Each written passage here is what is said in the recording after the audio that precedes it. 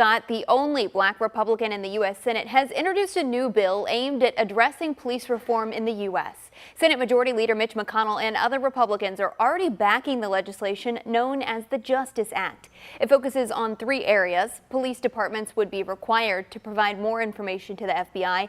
There would be more de-escalation training, and officers would need to intervene if they see a colleague using excessive force. Lastly, it would address transparency issues on police misconduct. When black Americans tell us they do not feel safe in their own communities, we need to listen. When American citizens lack faith in our justice system from start to finish, we need to respond. When the equal protection of the laws feel to some Americans like a contingency of demographics and not a universal fact of life, we need to act. It could get a vote on the Senate floor as early as next week.